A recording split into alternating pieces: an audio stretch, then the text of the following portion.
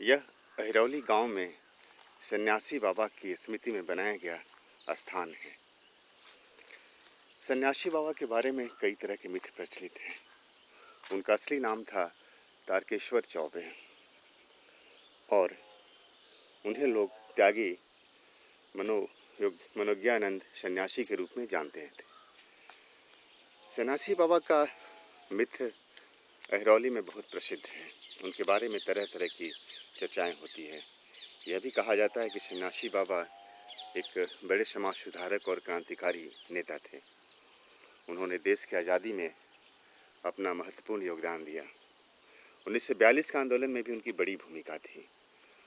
जिस 1764 के स्मारक को हेक्टर मुनरो ने अंग्रेजी राज्य के विजय के रूप में मनाया था या कंपनी राज के रूप में विजय के रूप में बनाया था, जिसे वो फतेहगढ़ कथकौली के नाम से जानते थे या संबोधित करते थे, उसके बारे में कहा जाता है कि 1942 के आंदोलन में जिन बद्री सिंह बागी ने हजारों लोगों के साथ मिलकर उस स्मारक को तोड़फोड़ किया और उसको एक तरह से तहस नहस किया, उसके अवशेष अभी मौजूद हैं, जिसे बाद में कम्युनिस्ट पार्टी के नेता और राज्यसभा के पूर्व सदस्य नागेंद्र नाथ ओझा ने बड़े ही मेहनत से जतन से दोबारा उसको पुनर्स्थापित किया और एक ऐतिहासिक स्मारक के रूप में उसकी पहचान पुनः स्थापित करने की कोशिश की, जो कथकौली गांव के पास स्थित है। कहते हैं कि उस आंदोलन में सन्यासी बाबा की भी बड़ी भूमिका थी और सन्यासी बाबा ने एक तरह से जब जेल से छूटे आकर के गंगा के किनारे अपना आश्रम बनाया। उस आश्रम में रहने लगे। वहाँ पर तरह तरह के जानवर थे, जिसमें खरगोश थे, चूहे थे, यहाँ तक लोग कहते थे कि सांप भी बहुत मित्रतावश उनके यहाँ आते थे, बैठते थे, बात करते थे और फिर चले जाते थे।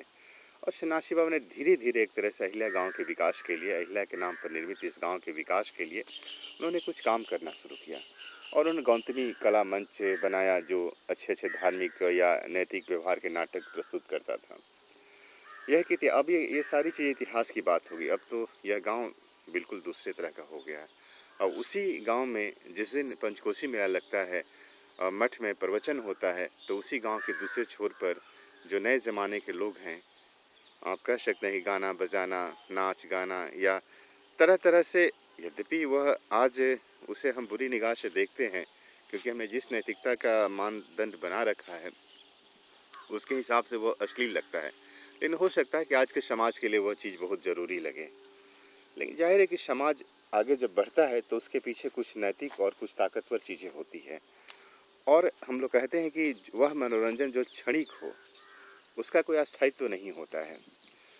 सन्यासी बाबा जिस तरीके से काम करते थे गौतमी कला मंच के जरिए महाभारत या रामायण या फिर इसी प्रकार के साहस या देशभक्ति से भरे नाटकों की प्रस्तुति करवाते थे, उसका एक अपना अर्थ होता था। उसके सहारे हम अपने देश, अपने समाज, अपने संस्कृति का इतिहास समझते थे, जानते थे, जो किसी भी समाज के विकास में एक बड़ी भूमिका निभाता है।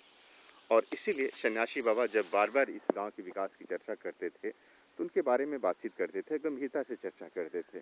मेरे स्मृति में उनकी यादें हैं, मैंने उनको देखा है और जब भी आते थे हम लोग प्रणाम करते थे तो आनंद रहो बच्चा कह के हमें, और लोग ये भी कहते हैं कि जब गांव में प्रवेश करते थे तो उनका हाथ हमेशा आनंद रहो करके संबोधित होते रहता था। और इसीलिए सन्यासी बाबा की जो स्मृति है वो बहुत ही अद्भुत है, जिसको लेकर के हम लोग याद करते रहते हैं।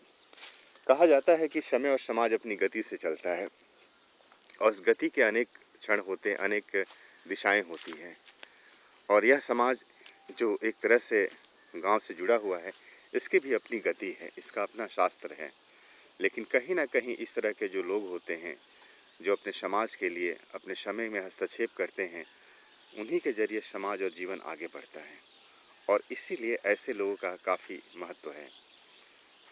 कुछ बताइएगा इनके बारे में, सन्यासी बाबा के बारे में कुछ बताइए। सन्यासी बाबा के बारे में। सन्यासी बाबा एक जोगी रहो।